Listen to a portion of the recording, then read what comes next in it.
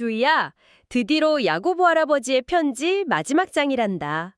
오늘은 자기 욕심만 채우며 가난한 사람들을 괴롭힌 부자들에게 아주 무서운 경고를 하시며 이야기가 시작돼. 이 부자들은 창고에 금과 은을 잔뜩 쌓아두고 자기들만 배불리 먹고 즐겼어. 심지어 땀 흘려 일한 일꾼들에게 월급도 주지 않고 쫓아냈지. 야고보 할아버지는 그들의 금과 은이 다 녹슬어 버릴 것이고 억울한 일꾼들의 울음소리를 만군의 하나님께서 다 듣고 계신다고 무섭게 꾸짖으셨단다. 반대로 억울하게 고난을 당하고 있는 형제들에게는 아주 따뜻한 위로를 건네셨어. 주님이 다시 오실 때까지 농부처럼 꾹 참고 기다리라고 하셨지. 농부가 씨앗을 뿌리고 나서 이른 비와 늦은 비가 내리기를 오랫동안 참고 기다리면 마침내 아주 귀하고 맛있는 열매를 맺게 되잖아.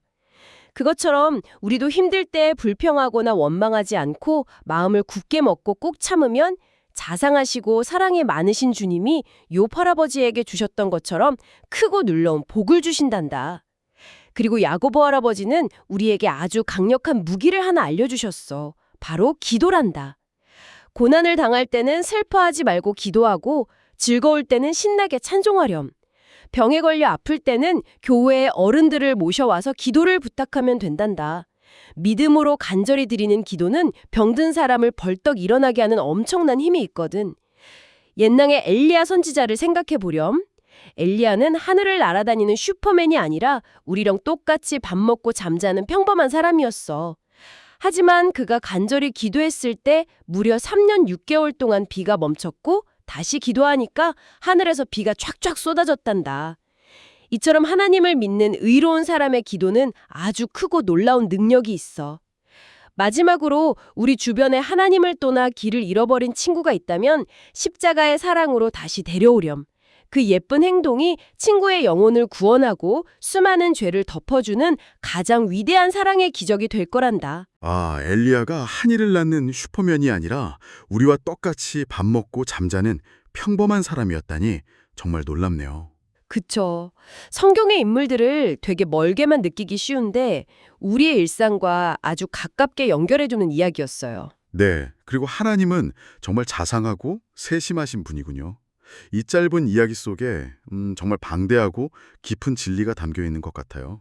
네, 맞습니다. 특히 저는 야고보 사도가 편지의 마지막 부분에서 심판, 그리고 인내, 기도 이렇게 세 가지를 강조했다는 점을 짚어보고 싶어요. 아, 심판, 인내, 기도요. 근데 이야기를 듣다 보니까 저도 한 가지 궁금증이 생겼는데요. 네, 어떤 점이 궁금하셨나요? 하나님은 사랑과 용서의 하나님이신데 이야기의 시작 부분을 보면 부자들에게는 굉장히 무섭고 단호한 동거를 하시잖아요. 당시 어떤 일들이 있었길래 이렇게 강하게 말씀하셨을까요? 아, 그 배경을 이해하려면 1세기 로마 제국 시대의 경제 상황을 조금 들여다볼 필요가 있어요. 당시에 소수의 부자들이 거대한 땅을 독점하고 있었거든요. 아, 소수에게 땅이 다 몰려 있었군요. 네. 그래서 그 땅에서 농사 짓거나 일하는 사람들은 대부분 하루 벌어 하루 먹고 사는 아주 가난한 일꾼들이었어요. 이분들에게 하루치 월급은 그 생존 그 자체였죠. 그렇다면 부자들이 월급을 안 주고 쫓아냈다는 건 그냥 돈을 조금 늦게 줬다는 정도의 문제가 아니네요. 그럼요. 한 가족의 생명을 위협하는 아주 치명적이고 잔인한 행동이었죠. 와, 정말 너무하네요. 게다가 당시에 부라는 건 지금처럼 은행에 있는 돈이 아니었어요. 고대 사회의 재물은 주로 곡식, 기름, 그리고 화려한 옷들이었거든요. 아, 눈에 보이는 진짜 물건들이었군요. 맞아요. 상상해 보세요. 창고에 산더미처럼 쌓인 곡식들은 혼자 다 못 먹으니까 결국 시간이 지나면 썩고 냄새가 나겠죠? 네, 비싼 옷들도 옷장 안에서 존벌레가 다 파먹을 거고요. 바로 그겁니다. 자기 혼자 다스리도 못할 만큼 쌓아두기만 하면서 정작 문밖에서 굶주리고 있는 사람들에게는 나누어 주지 않는 그 이기심을 날카롭게 지적하신 거예요. 창고 안에서는 곡식이 썩어가는데 밖에서는 사람들이 굶어 죽어간다는 게 정말 가슴 아픈 대비네요. 네.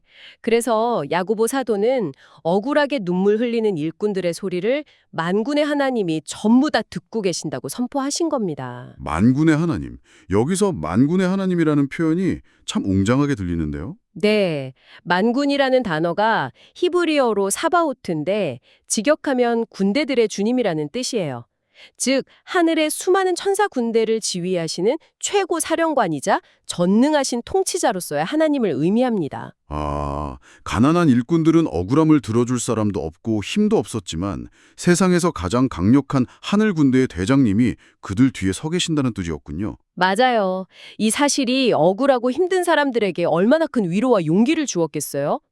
이렇게 강하신 하나님이 다 보고 갚아주실 테니 야고보 사도는 두 번째로 아주 중요한 교훈을 당부하십니다. 그게 바로 농부의 비유를 통한 끝까지 참고 견디는 인내 맞죠? 네, 정확합니다.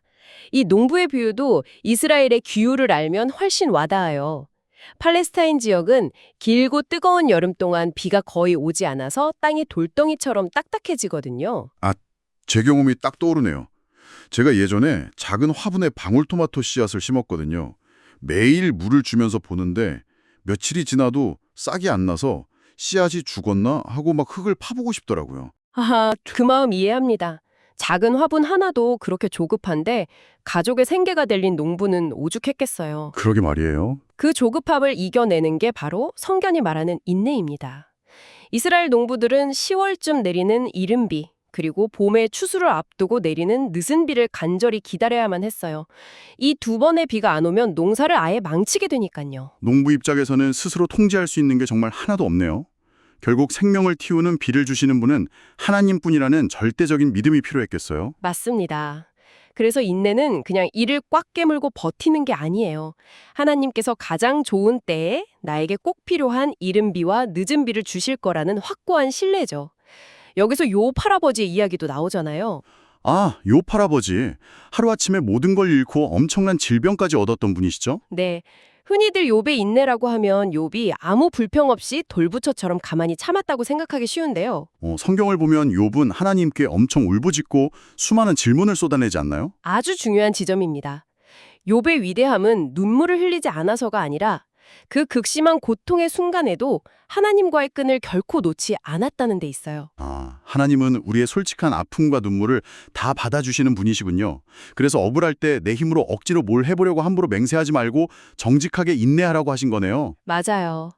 결과는 하나님께 온전히 맡기고 우리는 우리의 자리에서 진실하게 살아가는 것. 그것이 진짜 인내입니다. 네, 억울함을 갚아주시는 만군의 하나님을 믿고 인내하는 삶, 정말 든든합니다.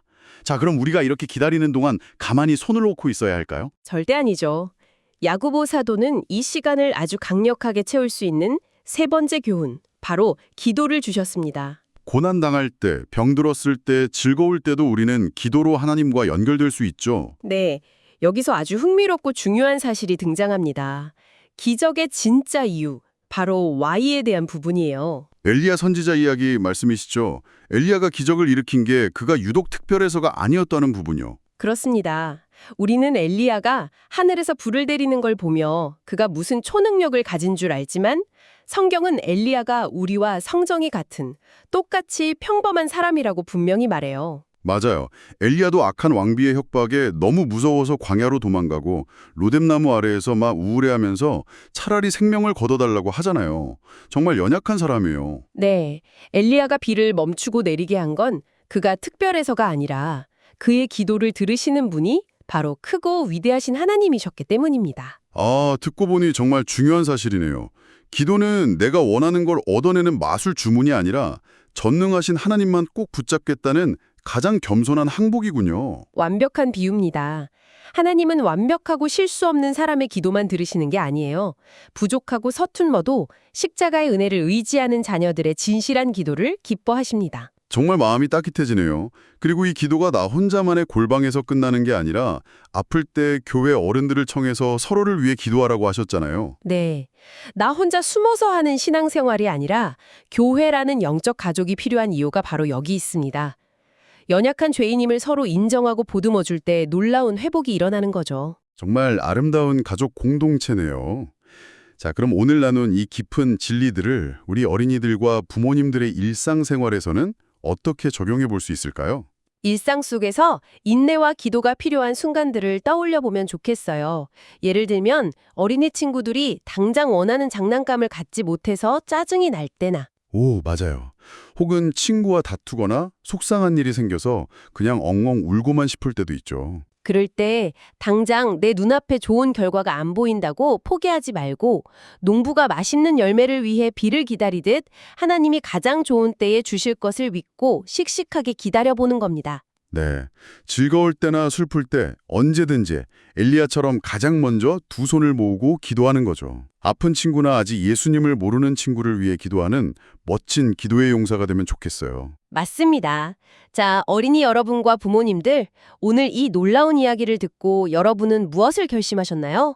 스스로 삶에 적용해 보면서 생각할 시간을 잠시 가져보시면 좋겠네요. 우리의 작은 기도가 누군가에게는 캄캄한 밤을 밝히는 빛이 될 수 있습니다. 오늘 하루 여러분의 기도가 가장 필요한 사람은 누구일까요?